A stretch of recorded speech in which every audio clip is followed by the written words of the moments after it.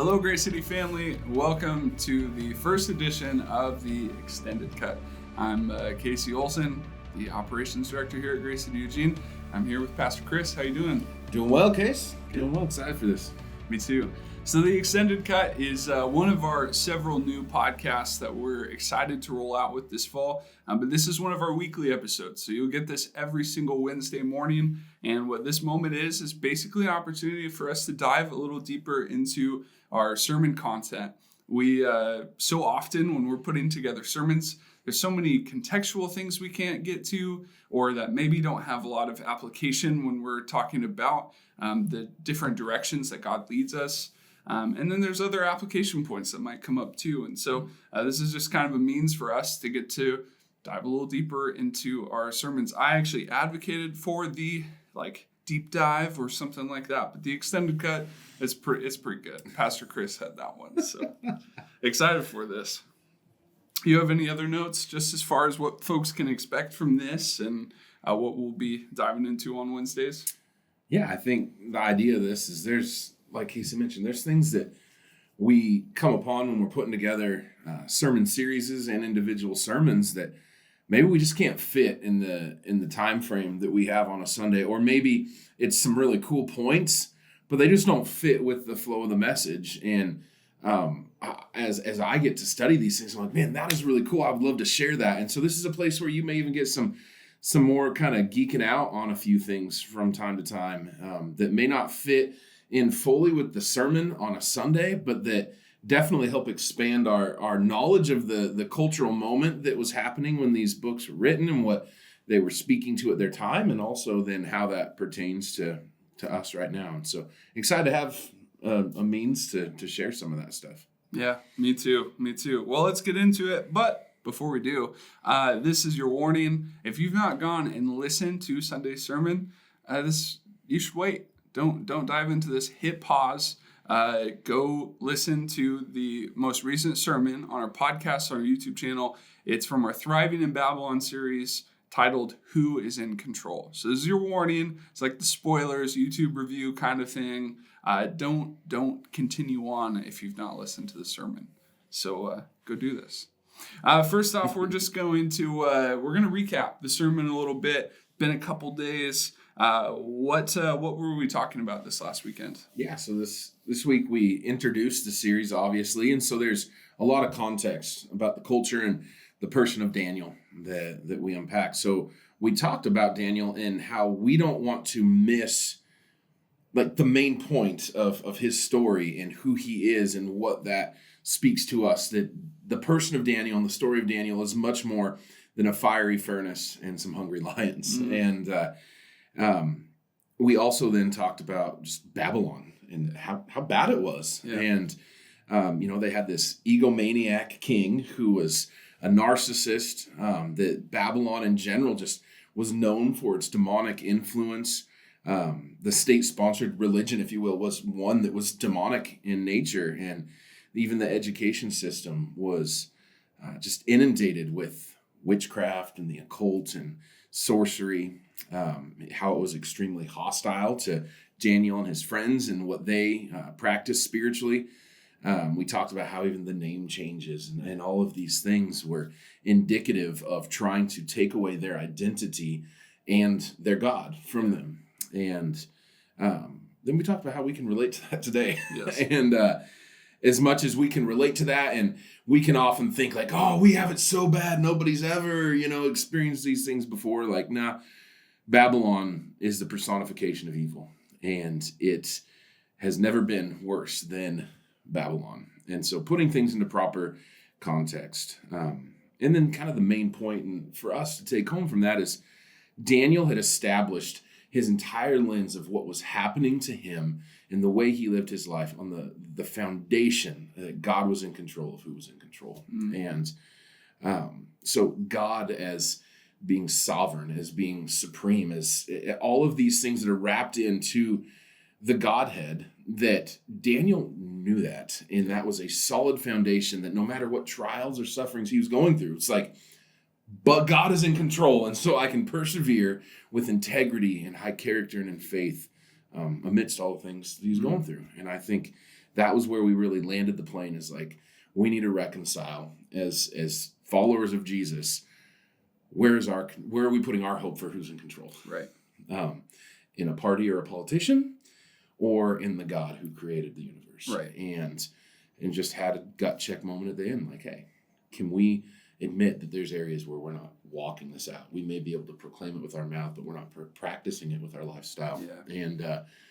And ending at a place where we can come to terms with that, so that we can move forward and study the rest of what the story of Daniel has for us. So. Oh, that's really good. Yeah, and I just think it's such a helpful lens for us to view our reality and in our modern society and age. I think in different times in church history, sometimes you relate more to Israel establishing like a promised land type thing, where you have favor, where you have influence, where you are the one getting to set the cultural tone and attitude. And there's other times where you are no longer in the driver's seat. Yeah. And you are, at least on a societal level, you're kind of like a lower tier citizen because of your beliefs, because of your faith. And that is a little bit more of what we find ourselves in. We're not in the driver's seat. We're not operating some like cultural influential Jerusalem here, but we are in Babylon, and that's going to have a different attitude as Christians. Yeah, absolutely. Well, one of the things that we wanted to dive into, just as we kind of recapped, because like we said, there's just only so much time we can have on a sermon. And we just kind of wanted to unpack the life of Daniel a little bit more, kind of look who was he and where is he going as we look at the book of Daniel named after him. So Daniel has a really fascinating life. He was born into Judah's royal family, and many believe that he was likely a relative of King Zedekiah. Well, when Babylon besieged Jerusalem, they brought Israelites in as servants and slaves in these just different waves of captivity. And one of the group of exiles were selected to serve in the king's service. Young men who were without physical defect. They were very handsome, and they showed an aptitude for learning and understanding. They were kind of the brightest of the bunch. And Daniel was in this camp. Daniel was brought into Babylon during one of these waves and was selected to serve in the king's service. And throughout his time in the king's service, he displayed incredible wisdom. He was given the gift to interpret dreams for many of the kings, and he became the right-hand man to these kings as well. He helped them find a cleaner diet that led to the king's service being healthier and stronger, and he helped give direction and interpretation to some really interesting dreams, to say the least. Though he was a great help for the kings of Babylon, there also were moments where he had to take a stand and remain faithful to following and honoring God, and moments where commands would have led him to have to be disobedient to the way that God had set. God not only protected him for doing what was right, but he actually ended up giving him favor so much of the time in these situations where he had to blatantly disobey a law from the king or from the nation of Babylon. He ended up finding favor with the Babylon kings, which was just such a cool aspect of his life to consider.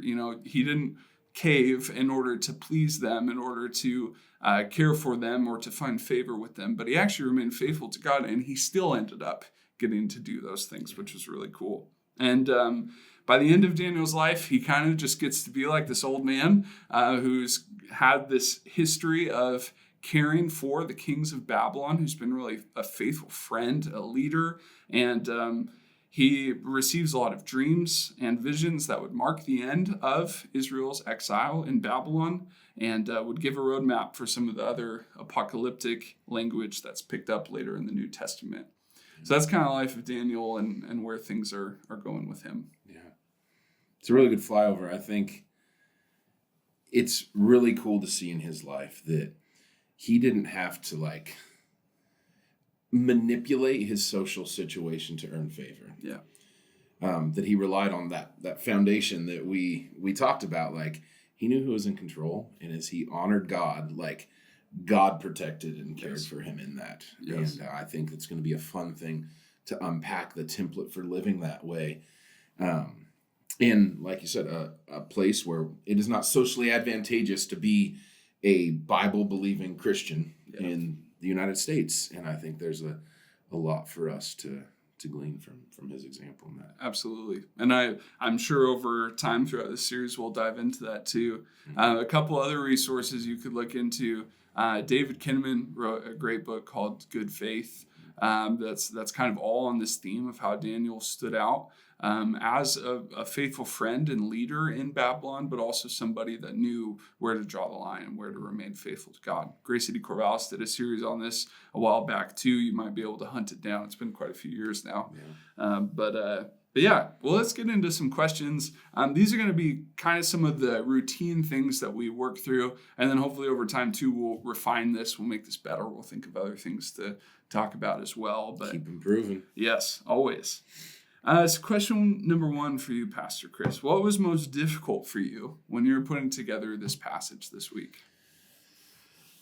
Well, strangely enough, as I mentioned a little bit in the Sermon Sunday, like, as much as we've known for a year and a half, 2 years, that like, hey, we need to preach on this.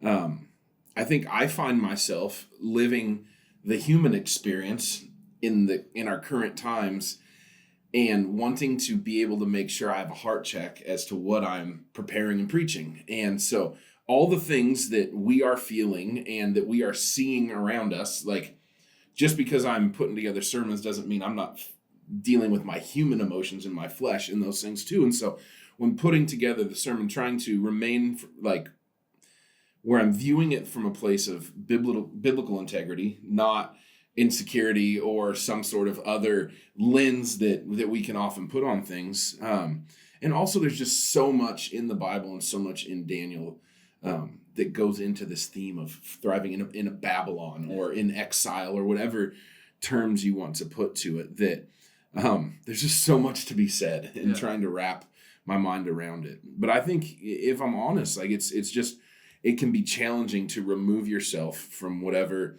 things you're feeling about your current situation to preach and teach truth, foundational, and we have to confront that on any given week. But as you read through this and you study what Babylon was like, it's like, oh, there's so many correlations that it's uncanny. Yeah.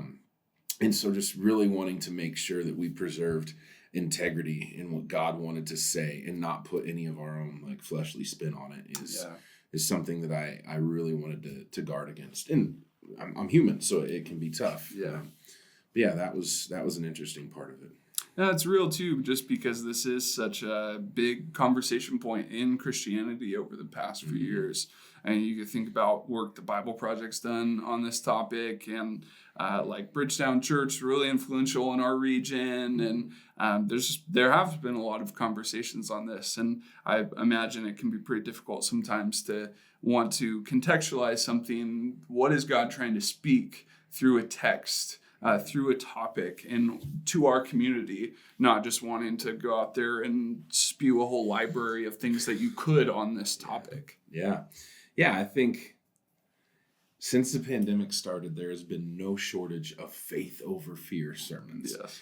And since the political and social unrest, there has been no shortage of the United States isn't Jerusalem, it's Babylon. There's been no shortage of this exile theme. And as much as that is true, I'm grateful that God led us to a place of viewing it through a lens, not of combat, but of redemption. Yeah. And so I don't have to muster up enough faith to overcome the fear and the anxiety I'm feeling, but I just need to get down to the root of like Daniel's story and how he perseveres through hope, humility, and wisdom, not in like fighting and feeling like he's got to fight for himself, but knowing who does fight for him. And so there are a ton of narrative sermon series, books, all these things out there, but I'm grateful that we're approaching this from a lens of let's be a redemptive thread in this rather than a combative one. Yeah. And I think that is hard to come by, unfortunately, right now.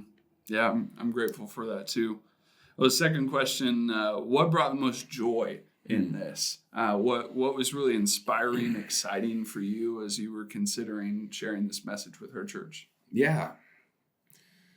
Nobody ever asked me that question about when I'm putting together a sermon series.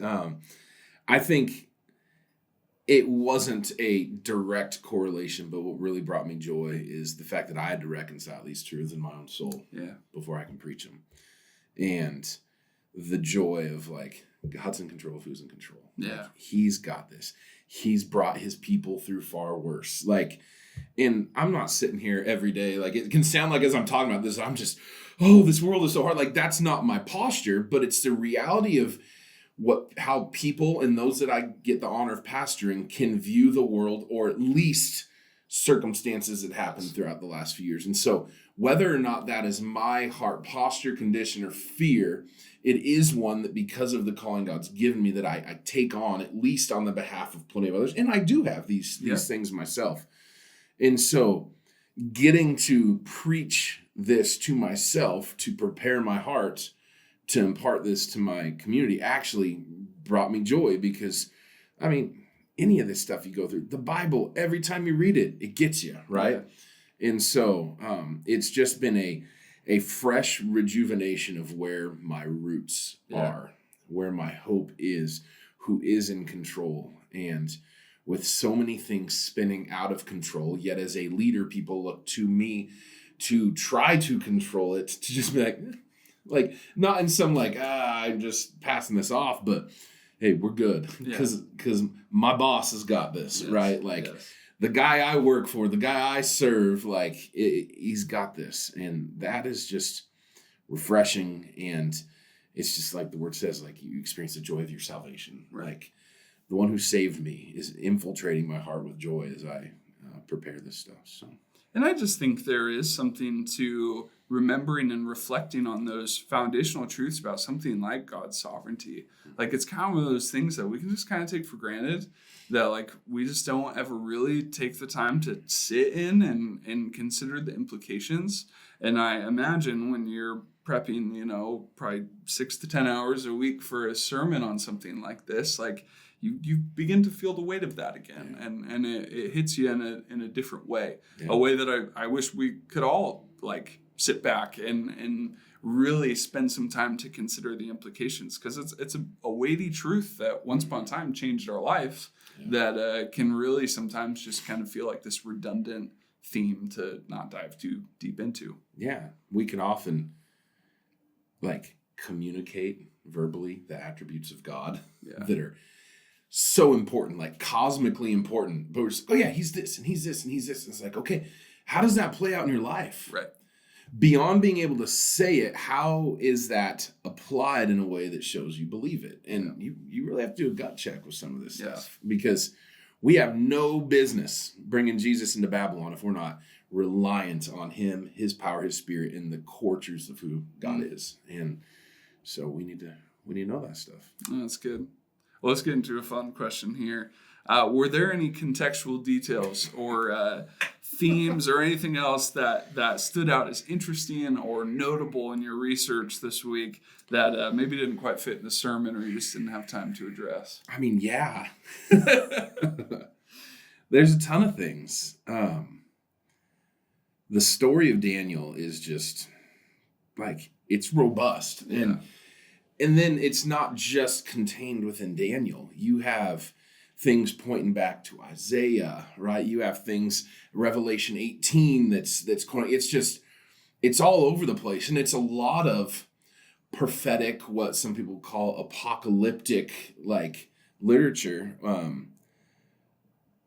But so much of it helps to inform the broader context of what's going on. And that's what was inherently one of the challenging things about this, is like to fully understand Babylon and this story, you can't just, I'm going to go expositorily go through a few verses of Daniel. It's like, no, it draws from so many places. A couple things specifically stuck out to me, and we'll see how this goes. But one of them that it could have fit in the sermon, but just for the sake of time, we didn't go there, is it seems like a lot of people today, and at least in a generational sense, you can see people who identify strongly with a generation will communicate like, I wish we were back in the good old days when I was this age, or the greatest generation.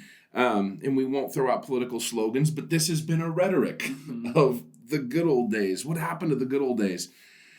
And I think it's human nature to remember things very fondly from the past, because everything in our present is so in our face. But the evils and the struggles of the past seem to fade from our memories as we progress through time, while the injustices and the evils of the present stand out so vividly. And I think that's maybe why Solomon says in Ecclesiastes 7, he says, do not say, why were the old days better than these? For it's not wise to ask such questions. Like, don't always just think like, oh, the old days were so much better. It's never been easy to live a godly life. Yeah. And there are generations, groups, and geographical regions of people in our nation that are saying, I just wish it was like it was here, or, and maybe socioeconomically, ethnically, or geographically, there have been pockets where the preference lent itself more to what we believe. But living a godly life has never been easy. It might have been more comfortable, or maybe, we kind of viewed things through a different lens where we didn't understand the reality of the battle that was going on. Yeah. And I think the pressures and the challenges we face today may be daunting, but they're nothing new. Yeah. And to wrap our minds around that, like, they were just nothing new. We aren't facing some unique thing. It may look different. It's packaged differently. It uses different wrapping paper due to media and technology and all that. But from what I understand, it was pretty tough in the first century to be a Jesus follower, right? To live a godly life. From what I understand, it's still incredibly dangerous in places like Iran, Saudi Arabia, China, plenty other places. Like, this isn't new. Yeah. And I think we need to recognize that those of us who take Scripture seriously are often written off as ignorant, narrow-minded bigots in America today. Like, that's the reality of what some people would refer to us as. And it is becoming increasingly common to be discriminated against for simply articulating biblical values. But I think we need to be honest with ourselves that we've got it very easy compared to people living in other places and that have lived in other times. And people following Jesus in other parts of the world would, this would be as comfortable as they could ever imagine anything. Yes. And so I just think putting things into proper context, a lot of people in our nation, Christians, have thrown out the word persecution and all of these things. And there are things that we get, people come against us and we've maybe see resistance in a new way, but I'd just be really careful to use that word. Yeah. It's not illegal to pray here. Right. We can own a Bible. We can utter Jesus' name in public without the fear of being tossed in jail or killed. And when we refuse to bow down to the idols of our culture, we might lose our job. We might lose some friends, but we won't lose our lives. Right. And I find that preparing this sermon series, going through this material, reading the book of Daniel, looking at the theme of exile in the Bible, gives us really good perspective. Yeah. And there are still a lot of things that we need to be grateful for. Yes. Yes. In our world. And I think this is why Daniel's story is so important, is it doesn't just give us a template to live by, but it gives us perspective. Yeah. And it gives us biblical perspective, not just historical or sociological perspective. Like, it gives us a biblical perspective of what God is doing as he is redeeming the world to him. And when it comes to evil, like, Babylon had no equal. Yeah. Right. And that perspective is important. And so I think that is something that is worth really reconciling in our own hearts as we get into this. And, for the sake of time, we had to really kind of just shallow end of the pool on that topic. But I think it's worth giving some honest contemplation of where are we settled individually with that reality. Yeah. No, that's so true. And it's like my guy Andy Mineo said in a song once, new levels, new devils. Every context is going to kind of have its own unique way of how it plays out, but it doesn't mean that a different time was better or worse than another. Like times where it was more favorable to be a Christian in society, just the temptations and the societal issues just look different. It doesn't mean it was any better. It just means they had to face different devils for that season. And as time shifts and as seasons change, like we just end up facing different things. And so that's a really good thought. I really like that. Yeah. I think the other thing that came up, and this is a little more on the nerd out word study side of things, but was this whole concept of Daniel and his friends becoming eunuchs to be a part of this governmental position, and that like Babylon, like the king Nebuchadnezzar, as he brought them into this 3-year like program, right, to get educated and learn all their language and their literature and everything, that part of that process was literally castration. And we don't have a category for that, right, and to understand that. And like as I'm studying that, it's profound in the emasculation of these guys, but also how it further perpetuates just the narrative of Babylon, stripping them of their identity, their God, their future, their legacy, like all of that. And, to the Jewish culture, to these folks, like your family line was a huge deal. And so much of your hope for the future, what you passed on, what you even lived your life to raise up a family to continue, the legacy was just taken from them. Yeah. And so there's some really unique word studies on this kind of thing, because it gets into the word for eunuch can also be used as governmental leader. But then as it comes back into Isaiah, when it talks to who the groups of people that come out of exile, it refers to specifically the eunuchs that would come out. And it's like, why does that matter, Chris? Like, why are you bringing this up? You got some weird like infatuation with the word study. But I think what's cool about it is what it speaks to people who are hurting and struggling because of their inability to have offspring, to have a family line, and how so many people struggle with that, yet in the church they are marginalized or thought to not be as important because that is something that isn't talked about as much in the church. Right. Singles and folks without kids don't get all the sermon illustrations in the focus. Yeah. And like I'm guilty of that because my life is 4 daughters, marriage, church, like, and naturally what is going to come out of me are illustrations from my lived experience. Yeah. So I have to work hard to find other ones because most of my single life aren't illustrations that belong in church. So I think it's amazing that this picture, and again, there is so much more that you could dig into here, but that the Bible addresses this through different places, that God can redeem and use and make good out of that. And Daniel was no less of a man. His legacy spiritually meant no less. When you look at how he's referred to in Hebrews and other places of the Bible, is like in a partnership as one of the 3 great like men and followers and ambassadors of Jesus, men of integrity, that was not based on his ability to produce offspring. And I just found that super encouraging because I have friends and I've had family members who have just really struggled in that area. And I think the church can always do better at plenty of things. But I think that is good news that he is held in high esteem, even though that was something that was not a part of him and his friend's life. And that's just a really small piece of that. But I praise God for those little nuggets when you dig in. Because at first it was just was he really a eunuch, right? Like, let's dig into this. And then it brought up this whole other thread of like, whoa, this redemptive part about that to our culture and to like the people that God's given me the honor to walk in relationship and pastor, it's like, that's really good news. Yeah. And I know this just barely brushes into that, but that's why we got to study this stuff, man. Yes. Like, get in your Bibles, because that stuff doesn't just come from reading a verse for face value. That comes from understanding the heart and character of God through the entire narrative. Yeah. So I'm grateful for things like that. That's so good. That's another thing that didn't fit into Sunday and would have been awkward. But I love it.